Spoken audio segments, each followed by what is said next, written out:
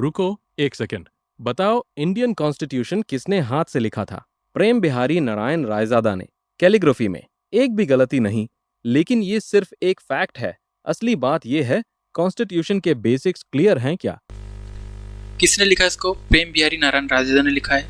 दुनिया के सबसे बड़े भारतीय संविधान की मूल कॉपी हाथ से लिखी गई है और अंग्रेजी में इसको लिखा है प्रेम बिहारी नारायण रायजादा ने। ठीक है, हमारे संविधान की मूल कॉपी अंग्रेजी में, जिसका अनुवाद किया गया था हिंदी में, और हिंदी में किसने लिखा था?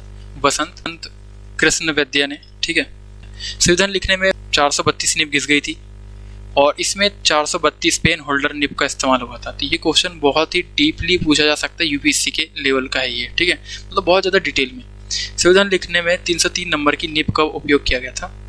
ये निब इंग्लैंड के बर्मिंघम शहर से आयात की गई थी। ठीक है, निब को होल्डर में लगाकर पेन बनाए गए थे, जिसे स्याही में डुबोकर संविधान लिखा गया था।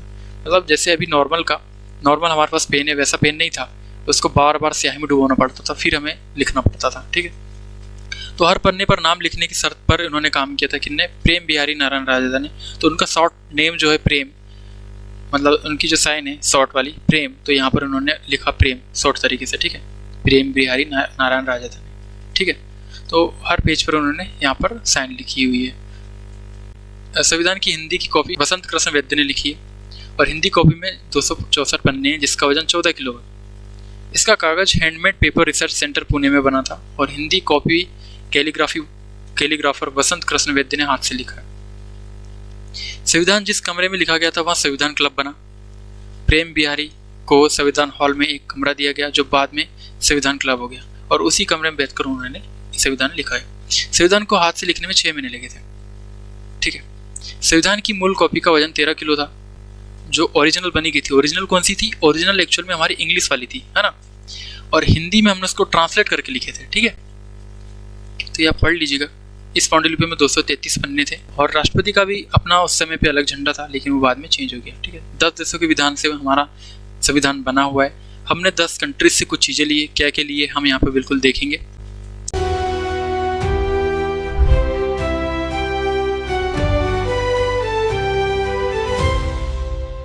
आते हैं सोर्सेस ऑफ कॉन्स्टिट्यूशन। तो 10 विधान कौन कौन से थे जहां से हमने क्या लिया है? संविधान को लिया है। कौन कौन से रहे होंगे आप इमेजिन कर सकते हैं? आपको अगर थोड़ा सा पढ़े होंगे तो आपको पता होगा कि हमने बहुत सारी चीजें, जो अच्छी अच्छी चीजें हैं, वो हमने अलग अलग देशों से लिए, जो कि हमारे देश के नागरिकों के हितों के लिए थी। ठीक है, कई लोग इस पर जब विचार विमर्श करते हैं तो कहते हैं कि हमने उनके आइडियाज को चुराया है, लेकिन हमने चुराया नहीं है। क्यों नहीं चुराया, मैं बताता हूँ। क्योंकि हमने डायरेक्ट जो जैसा का वैसा आइडिया है किसी देश का, वो हमने डायरेक्ट उठा के हमारे देश में इंट्रोड्यूस नहीं किया। हमने उसको मॉडिफाई किया, हमने अपने तरीके से, हमारे हितों के लिए हमने उसको मॉडिफाई किया और हमारी शर्तों पर ही हमने उसको लागू किया, यानी कि लिखा है। ठीक है, तो हमने कौन कौन से सोर्सेस थे? गवर्नमेंट ऑफ इंडिया एक्ट 1935, वहाँ से लिया गया था। क्या लिया हमने? फेडरल सिस्टम लिया था, गवर्नर जुडिशरी सिस्टम लिया था। इमरजेंसी प्रोविजंस हमने गवर्नमेंट ऑफ इंडिया एक्ट 1935 से लिया था। यूके की पार्लियामेंट से हमने क्या लिया? गवर्नमेंट का रूल ऑफ लॉ कैसा होगा? सिंगल सिटीजनशिप, की एक ही देश में एक ही सिटीजनशिप होगी। ठीक है, उसके लिए रूल्स और जो रिट्स है ना, हमारे जो आर्टिकल 32 वगैरह में है, वो भी हमने यूके से लिया है। यूएसए से हमने प्रियम्बल लिया है। प्रियम्बल मतलब जो पहला इंट्रोड्यूस करता है ना बुक, अबाउट द बुक वाला, वो सेम हमने प्रियम्बल जो है यूएसए से लिया है। फंडामेंटल राइट्स हमने यूएसए से लिया है। Judicial review, federalism, electoral college जो है, हमने सारी चीज़ें जो है ये यूएसए से ली है। आयरलैंड से हमने क्या लिया? डीपीएसपी लिया। ठीक है, प्रेसिडेंट इलेक्शन लिया है। राज्यसभा नॉमिनेशन, ध्यान रखना, राज्यसभा नॉमिनेशन बहुत ज़्यादा कंफ्यूजिंग वर्ड है। राज्यसभा का नॉमिनेशन हमने आयरलैंड से लिया है, लेकिन राज्यसभा का जो इलेक्शन है वो हमने साउथ अफ्रीका से लिया है। ठीक है, ऑस्ट्रेलिया से हमने कॉन्करेंट लिस्ट लिया। कॉन्करेंट लिस्ट मतलब क्या होता है? एक लिस्ट है जिसमें राज्य के और केंद्र के दोनों के किन चीज़ों पर, किन मुद्दों पर अधिकार कर सकते हैं, मतलब बना सकते हैं नियम वगैरह, उनकी ये लिस्ट है। जैसे कि उसमें शिक्षा है, स्वास्थ्य है, ठीक है, आर्मी है, ये सब चीज़ें जो है वो हमारी कॉन्करेंट लिस्ट में आती है। ट्रेड एंड कॉमर्स, फ्रीडम, ये सब हमने ऑस्ट्रेलिया से लिया है। फ्रांस से हमने लिया लिबर्टी, इक्वलिटी एंड फ्रेटर्निटी। ठीक है, तो ये क्वेश्चन भी कई बार पूछा जाता है कि लिबर्टी हमने कहाँ से लिए, इक्वलिटी या फ्रेटर्निटी कहाँ से लिया, तो फ्रांस से लिया आपने। ठीक है, या कॉन्स्टिट्यूशन अमेंडमेंट हमने यहाँ से लिया है कि हमको कॉन्स्टिट्यूशन को अमेंड करना है। अमेंड का मैंने कल आपको बताया ना कि कैसे अमेंड मतलब क्या होता है, कैसे अमेंड करते हैं ना। तो अमेंड मतलब चीज़ों में बदलाव करना, मॉडिफाई करना। हमको वो चीज़ ठीक नहीं लग रही, हमने थोड़ा सा बदल दिए या फिर कोई चीज़ ऐड कर दिए। क्योंकि यार देखो, ये इनेक्ट कब हुआ था? 1950 में इनेक्ट हुआ था, 26 जनवरी 1950 में, है ना।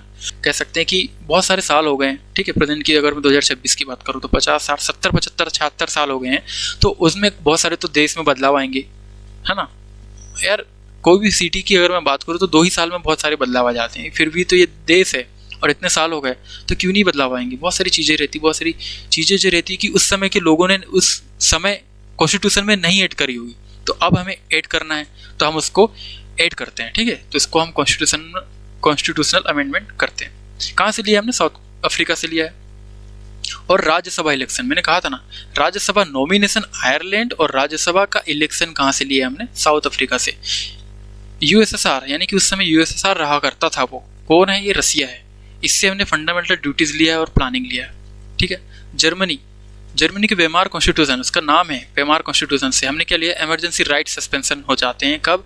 During the emergency. जब भी इमरजेंसी देश में लागू होती है तो हमारे सारे जो राइट्स है वो उसको सस्पेंड किया जाता है। ये चीज़ें हमने ली है जर्मनी से।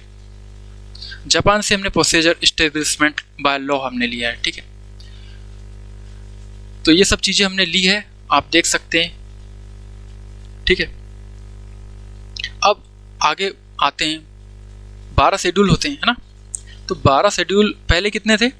पहले केवल हमारे पास 8 शेड्यूल्स थे। फिर हमने 8 शेड्यूल को क्या कर दिया? 12 शेड्यूल कर दिया। आगे बढ़ते हैं, देखते हैं शेड्यूल कौन कौन से। शेड्यूल 1 कहता है स्टेट के बारे में और यूटी के बारे में कहता है, ठीक है। शेड्यूल 2 सैलरीज के बारे में बताता है, प्रेसिडेंट की सैलरी, जज की सैलरी आदि, ठीक है। शेड्यूल 3 ऑथ्स एंड अफर्मेशन के बारे में बताता है, जो शपथ लेते हैं, ठीक है। और शेड्यूल 4 जो है वो हमारा राज्यसभा की सीट एलोकेशन के बारे में बताता है। शेड्यूल 5 हमारा शेड्यूल्ड एरिया एंड ट्राइब्स, इसके बारे में बताता है। Schedule 6 tribal area, north east states जो है हमारे, उनके बारे में बताता है। 7th शेड्यूल हमारा जो है कॉन्करेंट लिस्ट है, इसके अंदर मतलब यूनियन की चीज़ें हैं और स्टेट की भी चीज़ें, जिनके ऊपर यूनियन और स्टेट दोनों लॉ बना सकते हैं, ठीक है। तो ये कॉन्करेंट लिस्ट किस में? शेड्यूल 7th में। 8th में क्या है? हमारा ऑफिशियल लैंग्वेज है, ठीक है। स्टार्टिंग में 14 ऑफिशियल लैंग्वेज थी, लेकिन अभी की डेट में 24 लैंग्वेज है। Law immune from judicial review, first amendment. 9 में क्या है? ऐसे लॉज है जो इम्यून है, मतलब कि उसको जुडिशियल रिव्यू के लिए हम नहीं भेज सकते। मतलब एक स्पेशल लिस्ट है सेंटर और स्टेट लॉ की, जो कि प्रोटेक्टेड है from being challenge in court, ठीक है, फॉर ब्रेकिंग फंडामेंटल राइट्स, ठीक है। हालांकि फर्स्ट अमेंडमेंट जो है इसमें थोड़ा सा हटा दिए थे हमने, अंडर आर्टिकल 31B में अब ये है, ठीक है। शेड्यूल 10 में एंटी डिफेक्शन लॉ है, ठीक है। 52nd अमेंडमेंट एक्ट से हमने इसको यहाँ पर ऐड किया हुआ था। शेड्यूल 11 में पंचायत, 73rd अमेंडमेंट एक्ट हमें याद रखना है। और schedule 12 municipalities, 74th constitution amendment act. तो ये इसको आप नोट डाउन भी करते जाओगे तो बहुत अच्छा है, ठीक है। केवल PDF के भरोसे आप नहीं बैठ सकते हो, है ना। बस हम ओवरव्यू ले रहे हैं कि शेड्यूल्स में क्या क्या चीज़ें हैं, पार्ट्स में क्या क्या चीज़ें हैं। फिर हम आर्टिकल पे आएंगे, आर्टिकल को डीपली पढ़ेंगे कि इसमें क्या लिखा हुआ है, ठीक है। तो वहीं से क्वेश्चन हमारे फंसते हैं, है ना। चलिए आगे बढ़ते हैं। पार्ट्स ऑफ इंडियन कॉन्स्टिट्यूशन, कितने पार्ट्स है हमारे? 25 पार्ट्स है। ओरिजिनली कितने थे? ओरिजिनल हमारे केवल और केवल 22 पार्ट्स थे, ठीक है, संविधान में। तो पार्ट 1 क्या कहता है? The union and territory. Part 1 कहता है यूनियन एंड टेरिटरी के बारे में बताता है। पार्ट 2 सिटीजनशिप के बारे में, कि सिटीजनशिप से जितनी चीज़ें रिलेटेड है कि भैया कौन नागरिक होगा हमारे देश का, कौन नहीं होगा, क्या शर्तें हैं, क्या नियम है, वो हमारा पार्ट 2 में लिखा गया है। पार्ट 3 में फंडामेंटल राइट्स के बारे में लिखा गया है। आर्टिकल 12 से लेकर 35 तक ये पार्ट 3 है। Part 4 directive principle of state policy, राज्य के नीति निर्देशक तत्व, पार्ट 4 में है, आर्टिकल 36 से लेकर 51 तक। फिर पार्ट 4A, ये A है इसलिए क्योंकि हमने इसको अमेंडमेंट से जोड़ा था, ठीक है, इसलिए फंडामेंटल ड्यूटीज को हमने जोड़ा था आर्टिकल 51A से, ठीक है। पार्ट 4 द यूनियन, हमने यूनियन के बारे में यहाँ लिखा हुआ है आर्टिकल 52 से 151 तक, लगभग 100 आर्टिकल, ठीक है। पार्ट 6 द स्टेट के बारे में हमने लिखा 152 से लेके 237 आर्टिकल तक। Part 7 state in part B of first schedule, जिसको रिपेल किया गया बाय 7th अमेंडमेंट 1956। ये सब क्या है मैं आपको आगे जब आर्टिकल में पढ़ाऊंगा तो सब चीज़ें आपको समझ में आ जाएगी, ठीक है। Part 8 the union territory, UTs के बारे में बताया गया है। पार्ट 9 पंचायत के बारे में, पार्ट 9 थे द म्यूनसिपैलिटीज के बारे में। पार्ट 9B जो है वो कोऑपरेटिव सोसाइटी के बारे में बताया गया है, ठीक है। तो ये आपको इतना याद रखना है। पार्ट 10 जो है schedule area and tribal area के बारे में बताया गया। Part 11 relation between union and state के बारे में बताया है। Part 2 finance property and contract and suits के बारे में। पार्ट 13 जो है ट्रेड कॉमर्स के बीच में, देश के बीच में ट्रेड कैसा होगा, कॉमर्स कैसा होगा, ठीक है। टेरिटरी के बीच में कैसे हम ट्रेड कर सकते हैं, बाहर के टेरिटरी से कैसे कर सकते हैं, ठीक है। 14 जो है वो हमारा services under the union and the state, state और यूनियन के बीच में क्या क्या सर्विसेज है उसके बारे में बताता है आर्टिकल 308 से आर्टिकल 323, ठीक है। तो पार्ट 14A ट्रिब्यूनल्स के बारे में बताता है। ट्रिब्यूनल्स जो हमारे ट्रिब्यूनल्स होते हैं, क्या होते हैं ट्रिब्यूनल्स, तब ये एक कॉजी जुडिशरी बॉडी है, ठीक है। इसमें क्या करते हैं हम लोग, कोई भी खास प्रकार का जो विवाद होता है उसको सुलझाने के लिए ट्रिब्यूनल्स होते हैं, ठीक है। ये आम कोर्ट जैसा नहीं होता, थोड़ा सा डिफरेंट होता है। पार्ट 15 में इलेक्शन है, तो कभी भी पूछा जाता है इलेक्शन कौन से पार्ट में है, तो पार्ट 15 हमें याद रखना है, ठीक है। तो ये सब आपको याद रखना पड़ेगा, ठीक है। आपको क्या याद रखना पड़ेगा, आपको शेड्यूल्स याद करना पड़ेगा, कौन से शेड्यूल्स में क्या है, उसकी ट्रिक्स भी मैं आगे बताऊंगा आपको, ठीक है। और पार्ट हमको याद करना पड़ेगा कौन से पार्ट्स में क्या है, ठीक है। कौन से पार्ट में कौन से आर्टिकल है, कितने आर्टिकल है ना, ये सब चीज़ें। पार्ट 4 में डीपीएसपी है, तो डीपीएसपी कौन से आर्टिकल से लेकर कौन से आर्टिकल तक है, तो है ना, ये सब हमको अच्छे से कंठस्थ याद होने चाहिए भाई, तब हमारा काम बनेगा, ठीक है। मूविंग अहेड देखते हैं पार्ट 16 में क्या लिखा है। पार्ट 16 बोलता है स्पेशल प्रोविजन देगा ये किसको, certain cases, relating to certain cases. कुछ केसेस ऐसे हैं जिनको स्पेशल प्रोविजन देगा, स्पेशल छूट देगा, किसी चीज़ की छूट देगा। वो क्या है, क्या देगा वो छूट, जब हम उस आर्टिकल पर आएंगे या अगर हमको इम्पोर्टेंट है वो चीज़ें, तो हम इसके बारे में पढ़ेंगे, ठीक है। चलिए आगे बढ़ते हैं। पार्ट 17 में ऑफिशियल लैंग्वेज है, ठीक है। हमने शेड्यूल्स देखा था, तो शेड्यूल्स में पार्ट 8 में था, लेकिन यहाँ पे ऑफिशियल लैंग्वेज हमारा पार्ट 10, 5, 15, 16, 17, पार्ट 17 में है, ठीक है। पार्ट 18 में इमरजेंसी प्रोविज़न है, तो ये भी आता है कि कौन से पार्ट में इमरजेंसी प्रोविज़न और आर्टिकल कौन कौन से है इसके बीच में। तो आर्टिकल है 352 से लेकर 360 तक। पार्ट 19वें में क्या है हमारा, मिसलिनियस है, मतलब कुछ चीज़ें हैं जो कि बची कुची रह गई थी, हमने उसको ऐड कर दिया। पार्ट 20 में हमने अमेंडमेंट डाल दिया, अमेंडमेंट ऑफ कॉन्स्टिट्यूशन, जो कि आर्टिकल 368 इसके लिए जिम्मेदार है, ठीक है। आर्टिकल 368 जो है हमको बताता है अमेंडमेंट के बारे में, कि कॉन्स्टिट्यूशन में कितने अमेंडमेंट हुए हैं, तो उनकी पूरी सूची हमको वहाँ पर मिल जाती है। और वो कौन से पार्ट में है, पार्ट 20 में। पार्ट 21 में temporary, transitional and special provisions है। पार्ट 22 में शॉर्ट टाइटल और कमेंसमेंट्स है। कुछ चीज़ें हैं जो कि रिपील की गई थी, वो सब चीज़ें हमने पार्ट वहाँ पे 22 में रख दी। तो ओरिजिनली जो है, ओरिजिनली अगर मैं बात करूँ तो ओरिजिनली कितने पार्ट्स हैं हमारे पास, 22 है। अभी कितने हैं प्रेजेंट में, 25 है। लेकिन हमको पढ़ना कितने हैं, केवल 22 पढ़ना है, हमको केवल ओरिजिनल ही पढ़ना है, ठीक है। तो ये सब पढ़ने से पहले मैं आपको एक छोटी सी ट्रिक बताता हूँ, ठीक है। ट्रिक में केवल मैं आपको क्या सिखाऊंगा, केवल शेड्यूल्स, क्योंकि पार्ट्स तो आपको याद करना पड़ेगा, तो मैं आपको केवल क्या बता रहा हूँ, शेड्यूल्स बताऊंगा। शेड्यूल्स आप कैसे याद रख सकते हो, कहाँ बताऊँ मैं शेड्यूल्स, यहाँ बताता हूँ, ठीक है। शेड्यूल्स में यहाँ पे बताता हूँ। ट्रिक का नाम है tears of old PM. Old PM अभी के पीएम की करतूतें देख रहे हैं इसलिए वो रो रहे हैं, है ना। तो टीयर्स ऑफ ओल्ड पीएम हमको ये ट्रिक याद रखना है। तो कैसे, पहले तो टी लिख दो, ई ए आर, क्या हो गया हमारा टीयर। टीयर्स लिखना हमको, एक्चुअल में टीयर नहीं लिखना ना, टीयर्स ऑफ ओल्ड पीएम। अब देखो जादू, टी से क्या होता है, टेरिटरीज, टेरिटरीज है ना, एंड स्टेट्स, ठीक है। टेरिटरी की बात करेंगे तो स्टेट की बात करेंगे, है ना। इसे एमोल्यूमेंट्स, एमोल्यूमेंट्स मतलब जो वेतन भत्ते वगैरह है ना, उनके लिए एमोल्यूमेंट्स का प्रयोग हुआ है ना। ए का है affirmation and oaths, affirmation and oaths। R का है Rajya Sabha seat allocation, Rajya Sabha seat allocation के बारे में इंफॉर्मेशन है, ठीक है। एस जो है हमारा शेड्यूल एरिया के बारे में है, ठीक है, शेड्यूल एरिया।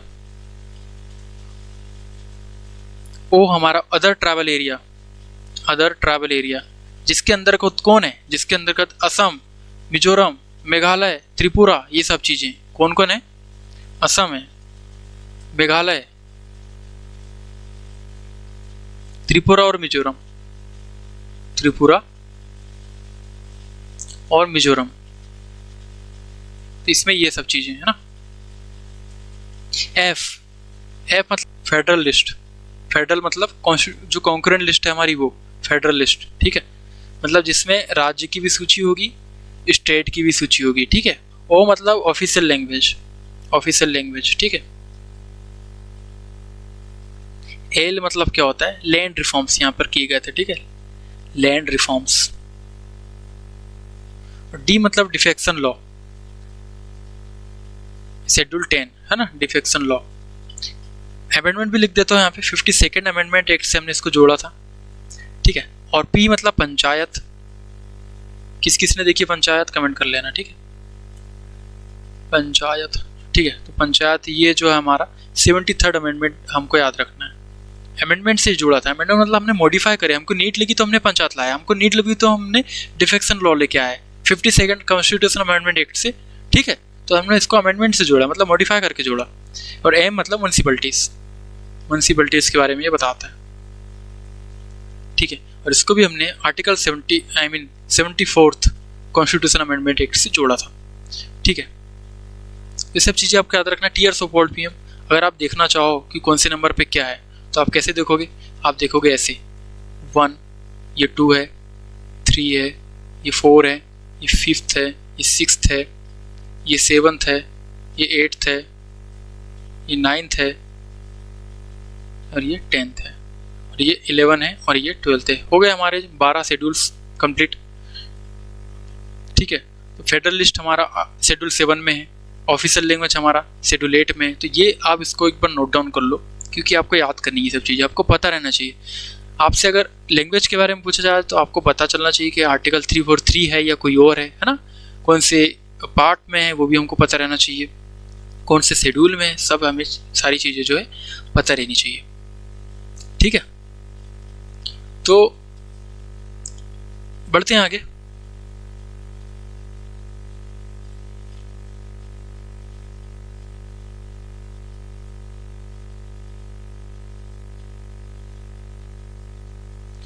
आते हैं अनुच्छेद 1 यानी कि आर्टिकल 1। क्या लिखा है उसमें, इंडिया दैट इज भारत क्या होगा, shall be union of state, राज्यों का क्या होगा, संघ होगा। तो हमारा ऑफिशियल नेम क्या हो गया है, Bharat, India that is Bharat, राज्यों का संघ होगा। किस में लिखा है ये, आर्टिकल 1 में लिखा हुआ है, ठीक है। आर्टिकल 2 में क्या लिखा गया है, संसद क्या कर सकती है, नए राज्यों को शामिल या स्थापित कर सकती है। अगर संसद चाहे तो कोई भी राज्य का निर्माण कर सकती है, कोई भी टेरिटरी को है चेंज कर सकती है विद इन इंडिया, ठीक है। अनुच्छेद 3 यानी कि आर्टिकल 3 क्या कहता है, संसद राज्यों का क्षेत्र या सीमा का नाम बदल जो है वो कर सकती है आर्टिकल 3 के अकॉर्डिंग। आर्टिकल 4, आर्टिकल 4 क्या कहता है, ये जो काम है ना आर्टिकल 2 में और जो 3 में हो रहा है ना, नए राज्यों को शामिल करना, तो उसके लिए और सीमा को चेंज करना, टेरिटरीज को बदलना, मॉडिफाई करना, तो इन सब चीज़ों के लिए ना कानून संविधान संशोधन नहीं माने जाएंगे, साधारण बहुमत से पारित होंगे। मतलब कि कोई जरूरी नहीं है यार कि हर चीज़ तुम मॉडिफाई कर रहे हो तुम इस बुक में लिखो, मतलब संविधान में शामिल नहीं है, इसका मतलब ये कि वो जो बुक है रूल बुक उसमें शामिल नहीं है। तुम ऐसे ही कर सकते हो, एक नियम पास करके तुम संसद में बहुमत लाओ और ये नियम जो है पास हो जाएगा। तुम बोलोगे अयोध्या को हमको नाम बदलना है तो नाम बदल जाएगा, तुम बोलोगे छिंदवाड़ा जिले का नाम बदलना है तो नाम बदल जाएगा, तुम बोलोगे कि भैया हमको पटना का बिहार का नाम हमको कुछ और रखना है तो वो भी बदल जाएगा, जो रखना रख सकते हैं। उसकी हम टेरिटरी बदल सकते हैं, हम क्या कर सकते हैं, एक स्टेट से 2-3 स्टेट बना सकते हैं इसको तोड़ के। तो उन सब कामों के लिए हमको इस रूल बुक में मेंशन करना जरूरी नहीं है, हम केवल बहुमत लाएंगे और वो पारित हो जाएगा। बहुमत कैसे लाना है, कैसे क्या पारित होता है, आगे बस तुम बने रहो और बस साथ मेरे चलते रहो, ठीक है। अब भाग 2 देखते हैं। भाग 1 हमने देखा, भाग 1 में हमने एक आर्टिकल 1 देखा था। आर्टिकल 1 क्या कहता था हमको, अमेरिका क्या कहता था, भाग 1 हमको कहता था, हमें कहता था कि India say that is Bharat shall be union of state. Article 2 कहता था parliament can make state. Article 3 कहता था कि कोई भी एग्जिस्टिंग स्टेट के बाउंड्रीज एरिया चेंज कर सकते हैं। आर्टिकल 4 क्या कहता था कि ये सब काम के लिए कॉन्स्टिट्यूशन में कोई भी अमेंडमेंट करने की जरूरत नहीं है। फिर ठीक है, अब पार्ट सेकंड में हम देखेंगे आर्टिकल 5 से 12। कौन सा आर्टिकल, 5 से 12। आर्टिकल 5 हमारा क्या कहता है और 11 हमारा क्या कहता है, सारी चीज़ें हम देखने वाले। आर्टिकल 5 इज अबाउट टू संविधान लागू होने पर भारत की नागरिकता के बारे में है। 6 पाकिस्तान से आए प्रवासियों की नागरिकता के बारे में कुछ उपबंध है इसके बारे में। 7 में पाकिस्तान गए और लौटे व्यक्तियों की नागरिकता के बारे में उल्लेख है, ठीक है। तो ये सब चीज़ें एक्चुअल में है क्या, ठीक है। तो यहाँ से देखते हैं, स्टार्टिंग करते हैं आर्टिकल 5 से। आर्टिकल 5 में हम बताता है कि संविधान लागू होने के समय कब लागू हुआ था, 26 जनवरी 1950, ठीक है। इसका क्या हुआ था, इस दिन को संविधान हमारा लागू हुआ था। तो उस तारीख को कौन सा व्यक्ति भारत का नागरिक माना जाएगा, तो उसमें कुछ रूल्स हैं। अगर वह व्यक्ति भारत का निवासी है पहला, ठीक है, मतलब डोमिसाइल रखता है इंडिया से, ठीक है, और उनमें से कोई कंडीशन वो पूरी करता है। कौन सी कंडीशन, अगर वहाँ उनने जन्म लिया है, ठीक है, बर्थ की बात कर रहा है, अगर वहाँ उनने जन्म लिया है, या फिर either there mother and father, ठीक है, मतलब उनमें माता या पिता में से कोई एक जो है वो भारत में जन्मा था, ठीक है, या फिर संविधान लागू होने से ठीक पहले कम से कम 5 साल से वो भारत में रह रहा है। जैसे संविधान लागू कब हुआ हमारा, 26 जनवरी 1950 में, ठीक है। तो इस तारीख को अगर उनको 5 साल हो गए हैं इस तारीख को रहते रहते, तब वो माने जाएंगे कि भारत के नागरिक है। अगर मान लो 26 जनवरी 1950 तक, ठीक है, मान लो वो जो है उनको 4 साल ही हुए, ठीक है, मान लो 1945 में वो आए हैं, ठीक है, और 1-2 दिन भी मिस है इसमें, ठीक है, तो वो अगर 5 साल वो कंप्लीट नहीं कर पा रहे तो वो भारत के नागरिक है क्या, नहीं है। इस उपबंध के तहत ये ऐसा लिखा गया है, ठीक है। उसको और थोड़ा डिटेल में देखते हैं हम। State shall be the citizen of India at the commencement of the constitution, जो कि 26 जनवरी 1950 की वो बात कर रहा है, ठीक है। पहला कंडीशन क्या है, वो बर्न होना चाहिए इंडिया में। अगर वो बर्न नहीं है तो उसके पेरेंट्स में से कोई भी, माता पिता में से कोई भी, या तो माता या तो पिता, दोनों में से कोई एक जो है, एदर ऑफ हिज पेरेंट्स है ना, एदर ऑफ हिज पेरेंट्स, उनमें से कोई एक इंडिया में जन्मा है। And he has been ordinary resident in India for at least 5 year immediately before the commencement of Indian constitution, ठीक है। तो ये आप इसको ध्यान रख लीजिएगा, इसको याद रख लीजिएगा। तो ये आर्टिकल हमारा 5 में ये सब चीज़ें लिखी हुई है, ठीक है। आते हैं आर्टिकल 6 पे। आर्टिकल 6 क्या कहता है, citizen of person who migrate from Pakistan to India, ठीक है, provide the citizenship of those person who migrated from the Pakistan to India. मतलब ऐसे व्यक्ति जो पाकिस्तान से कहाँ आए हैं, भारत आए हैं, बिफोर या आफ्टर, इसको 19 जुलाई कर लो, ठीक है। 19 जुलाई 1948 की वो बात कर रहा है। अगर इससे पहले कुछ लोग जो पाकिस्तान से कहाँ आ रहे हैं, इंडिया आ रहे हैं, ठीक है, ये कब की बात कर रहा है, पार्टीशन की बात कर रहा है, ठीक है, पार्टीशन हुआ था उसके बाद की वो बात कर रहा है। तो उनमें कुछ रूल्स लिखे गए थे कि कौन से पर्सन जो है वो हमारे यहाँ पे उनको सिटीजनशिप दी जाएगी, ठीक है। तो आर्टिकल 6 इसके बारे में बताते हैं। तो इसमें कौन सी कंडीशन थी आर्टिकल 6 में, पहली कंडीशन तो ये थी कि अगर आप पाकिस्तान से इंडिया आ रहे हो, ठीक है, और आपके माता पिता या फिर दादा दादी में से कोई भी भारत में जन्म लिया हो, तब जाकर आपको गवर्नमेंट ऑफ इंडिया एक्ट 1935 के अनुसार आपको नागरिकता दी जाएगी, ठीक है। अगर वहाँ 19 जुलाई 1948 से पहले इंडिया आया, मतलब माइग्रेशन के बाद से इंडिया में ऑर्डिनरी रेसिडेंट होना चाहिए, ठीक है। माइग्रेशन कब हुआ था, 19 जुलाई 1948। ये वो दिन था दोस्तों जब पार्टीशन के बाद में सब माइग्रेट हुए थे। इंडिया से कुछ लोग पाकिस्तान गए थे, पाकिस्तान से कुछ लोग इंडिया आए थे, वो तब की बात कर रहा है। और ये उस समय काफ़ी इंपॉर्टेंट था ये सब लिखना कॉन्स्टिट्यूशन में, ठीक है। अभी तो हालांकि इसकी कोई नीड नहीं है, पर उस समय के लिए ज़रूरी था इसलिए लिखा गया था, ठीक है। और थर्ड इसमें लिखा गया था कि अगर 19 जुलाई 1948 के बाद इंडिया कोई आया है, उसे रजिस्ट्रेशन एज सिटीजन के लिए आवेदन करना था। मतलब कोई अगर वहाँ से आया है पाकिस्तान से इंडिया, ठीक है, अगर इसके बाद में आ रहा है 19 जुलाई 1948 के बाद में आ रहा है, तो उसको क्या करना था, रजिस्ट्रेशन करना था कि भैया देखो मैं 19 जुलाई 1948 के बाद में आया हूँ, तो वो नागरिकता के लिए आवेदन करना था। और आवेदन जब वो करता है तो कम से कम 6 महीने इंडिया में उसको रेसिडेंट होना था, 6 महीने तक उसको इंडिया में रहना था, उसके बाद उसको आवेदन करना था। तो ये आर्टिकल 6 में लिखा हुआ था। ठीक है, यहाँ देख लेते हैं। माइग्रेटेड बिफोर 19 जुलाई 1948, उनको अपने आप रेसिडेंट मिल गया, ठीक है, सिटीजनशिप मिल गई। लेकिन जो लोग आफ्टर माइग्रेशन आए हैं 19 जुलाई 1948 के बाद आए हैं, तो उनको क्या करना था, सिंपली एक रजिस्ट्रेशन करना था, एक फॉर्म भरना था। और वो फॉर्म जब भर रहे हैं तो एटलीस्ट उनको 6 महीने उनको रहना था इंडिया में, उसके बाद वो फॉर्म के लिए अप्लाई कर सकते थे।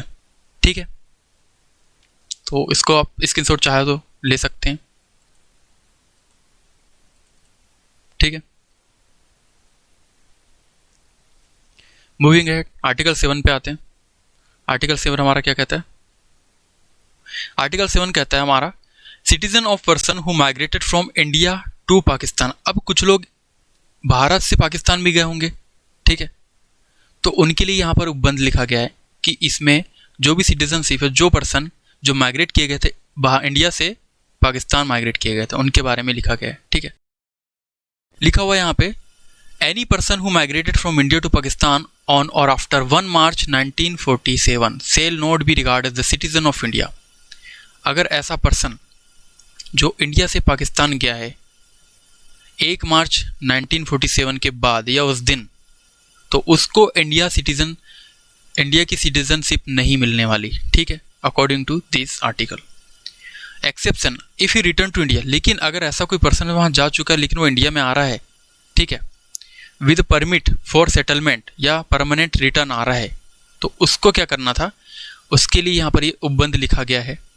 ठीक है, मतलब वो अगर वहाँ से परमिट निकाल के आता है, ऑर्डर लेके आता है कि भैया मैं जा रहा हूँ, मेरे को ठीक नहीं लग रहा है तुम्हारा पाकिस्तान में, इंडिया में ही रहना चाह रहा हूँ, तो वो वहाँ से क्या करेगा, एक परमिशन निकालेगा, परमिट फॉर रिसेटलमेंट या फिर परमानेंट रिटर्न, वो टिकट लेकर वापस से इंडिया में आएगा। समझ रहे हो तुम बात को पूरा? या तो तुम आओ मत, गए हो तो, या फिर 1 मार्च 1947 के बाद अगर तुम आ रहे हो वापस, ठीक है, तो तुम क्या करोगे, परमिशन लेके आओगे कि भैया हम इंडिया में जा रहे हैं। ठीक है, तो उसे सिटीजन के लिए आर्टिकल 6 के तहत कंसिडर किया जा सकता है। ठीक है, तो अब यहाँ पे ट्रिक देख लेते छोटी सी। आर्टिकल 5 हमारा कहता था किसके लिए? आर्टिकल 5 था हमारा कॉन्स्टिट्यूशन के कमेंसमेंट पर सिटीजनशिप, मतलब वो रह रहा है उसके बेसिस पर, उसके माता पिता या तो रह रहे हैं ना। आर्टिकल 6 किसके बेसिस पे था? आर्टिकल 6 था जो पाकिस्तान से कहाँ पे आ रहे हैं, इंडिया में आ रहे हैं। ठीक है, और आर्टिकल 7 क्या कहता था, जो इंडिया से पाकिस्तान में जा रहा है। ठीक है, अब आगे बढ़ते हैं, अब आते हैं आर्टिकल 8 पे। आर्टिकल 8 कहता है, citizen for person of India origin residing abroad bye registration. अब मान लो पर्सन जो है वो बाहर रह रहा है, विदेश में पढ़ाई कर रहा है या फिर वहीं सेटल हो गया है, तो उसके बारे में ये उपबंध है। क्या कहता है आर्टिकल 8, देखते हैं। उन लोगों की नागरिकता से संबंधित है जो भारत के बाहर रह रहे हैं, लेकिन उनका या उनके माता पिता दादा दादी में से कोई भारत में जन्मा था, तो उनको भी यहाँ पर आर्टिकल 8 के अकॉर्डिंग में उनको क्या दी जाएगी, सिटीजनशिप दी जाएगी अकॉर्डिंग टू द रूल। ठीक है, व्यक्ति भारत के बाहर है लेकिन ऑर्डिनरी रेसिडेंट हो, ठीक है, ये वहाँ व्यक्ति के माता पिता या दादा दादी में से कोई भारत में जन्मा हो, तो government of act India act 1935 के अनुसार उसको सिटीजनशिप दी जाएगी। उसे इंडियन डिप्लोमेटिक या कंसुलर रिप्रेजेंटेटिव के पास में क्या करना होगा, रजिस्ट्रेशन कराना होगा कि देखो भैया मैं बाहर का निवासी हूँ, लेकिन मेरे जो दादा दादी या फिर मेरे मम्मी पापा है वो इंडिया के जन्मे हैं, तो मैं रजिस्ट्रेशन कर रहा हूँ, आप मेरे को क्या दे दो, सिटीजनशिप दे दो। ठीक है, तो ये यहाँ पर एक रजिस्ट्रेशन का इंपॉर्टेंट यहाँ पे रोल था आर्टिकल 8 में। ठीक है, चलिए आगे बढ़ते हैं, आर्टिकल 9 पे आते हैं। आर्टिकल 9 कहता है कि यदि कोई व्यक्ति वॉलंटरी किसी देश की नागरिकता फॉरेन सिटीजन से प्राप्त कर लेता है, ठीक है, तो हम इसको भारत का नागरिक नहीं मानेंगे। मान लो देखो यार, आप इंडिया में रह रहे हो, इंडिया के सिटीजन हो आप, ठीक है, लेकिन आप जब विदेश की नागरिकता को ले लोगे तो ये रूल कहता है हमारा कि एक देश के पास में एक ही सिटीजनशिप होना चाहिए।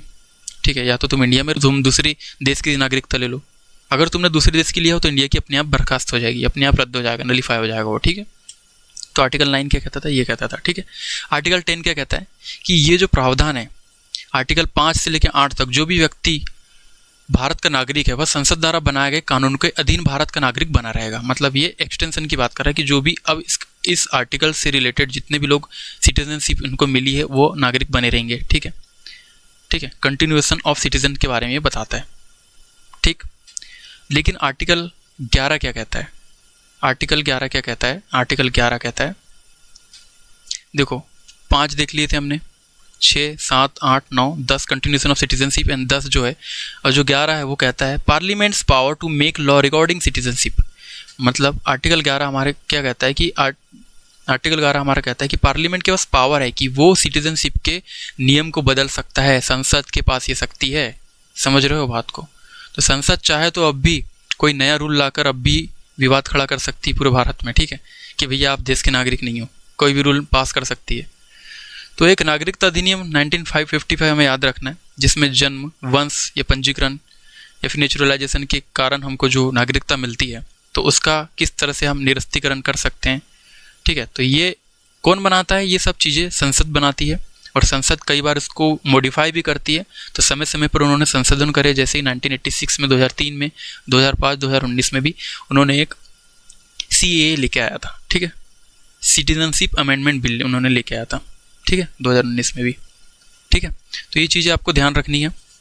एक और बार थोड़ा सा रिवाइज कर लेते हैं। आर्टिकल 5 हमको बताता है citizenship at the commencement of the constitution, citizenship of person who migrated from Pakistan to India. Article 7 बताता है जो इंडिया से पाकिस्तान गए। आर्टिकल 8 बताता है कि जो बाहर है वो अगर इंडिया में आकर सेटल होना चाहता है उसके लिए। आर्टिकल 9 कहता है termination of citizenship on acquisition foreign citizenship. अगर आप फॉरेन सिटीजनशिप को एक्वायर कर रहे हो तो आपका इंडिया का जो सिटीजनशिप है वो अपने आप बर्खास्त हो जाएगी, ठीक है।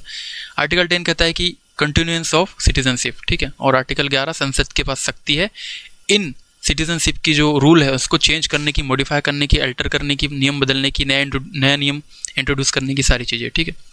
अब इससे रिलेटेड एक चीज़ और देखो, मजे की बात बताता हूँ तुमको मैं, ठीक है। यहाँ दिख रहा है आपको article 33 power of parliament to restrict fundamental right in the interest of arm forces. मतलब इंडियन आर्म फोर्सेस जितनी है, हमारी पुलिस वगैरह है, ठीक है, IB है, इंटेलिजेंस ऑर्गेनाइजेशन है, पैरामिलिट्री फोर्सेस है, इन सबको ना फंडामेंटल राइट्स नहीं मिलते, पता है। वो गवर्नमेंट के अगेंस्ट कोर्ट में नहीं जा सकते, पता है आपको, ठीक है। और ये जो है जिनके लिए भी जो नियम है ना वो कौन बनाता है, संसद बनाता है। पार्लियामेंट डिसाइड करती है इनको कितने नियम दिया जाना चाहिए, कितने राइट्स दिए जाने चाहिए। समझ में आ रहा है आपको? आर्टिकल 35 इससे रिलेटेड है, देख लो क्या है, restriction on fundamental rights under martial law in certain area. अब किसी भी एरिया में ना मार्शल लॉ लागू कर सकते हैं। ये जो रूल है कौन बनाता है, ये संसद बनाता है। आर्टिकल 34 भी, ठीक है। आर्टिकल 35 भी देख लो क्या है। आर्टिकल 35 कहता है exclusive power of parliament to legislature on matter refer to in article 33 and 34। मतलब कि आर्टिकल 35 के अनुसार आर्टिकल 33 और 34 में उल्लेखित विषयों पर, यानी कि फंडामेंटल राइट को रेस्ट्रिक्ट या एब्रोगेट करने वाले विषयों पर कानून बनाने की शक्ति केवल किसके पास में है, पार्लियामेंट के पास में है। पार्लियामेंट बॉस है भाई, समझ में आ रहा है। तो आर्मी या फोर्स के रूल्स डिसिप्लिन के लिए उन्हें कुछ भी फंडामेंटल राइट से रिलेटेड जो रेस्ट्रिक्शन देते हैं वो कानून केवल कौन बनाता है, पार्लियामेंट ही बनाता है। तो इसको आप नोट कर लीजिएगा एक बार, ठीक है। इसको देख लो एक बार, सिटीजनशिप एक्ट 1955। बाय बर्थ अगर हम रह रहे हैं तो उससे हमको सिटीजनशिप मिलती है। बाय डिसेंट यदि कोई व्यक्ति भारत में जन्मा है या उसके माता पिता में से कोई एक भारत का नागरिक है तो वो भारत का नागरिक होगा, ठीक है।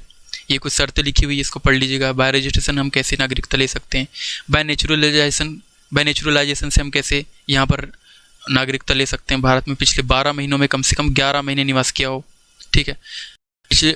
उसने पहले के 14 वर्षों में कुल 12 वर्ष भारत में निवास किया हो। इस तरह की कुछ शर्तें हैं, ठीक है।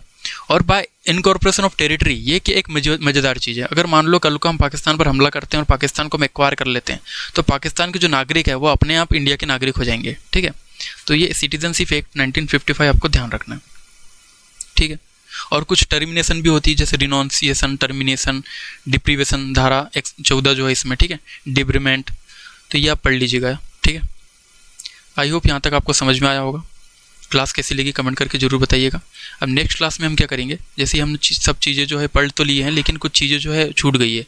जैसे कि क्या छूटी है, जैसे कि ये कुछ कमीशंस और कुछ कमेटी वगैरह है जो स्टेट हमारा बना था, पहला स्टेट बना था लिंग्विस्टिक बेसिस पर। कौन सा बना था, आंध्र प्रदेश बना था 1954 या हम 53 कह सकते हैं, अंडर स्टेट रीऑर्गेनाइजेशन एक्ट 1956। तो उसके बारे में हम नेक्स्ट क्लास में पढ़ते हैं। ठीक है, मिलते हैं नेक्स्ट वीडियो में, तब तक के लिए जय हिंद।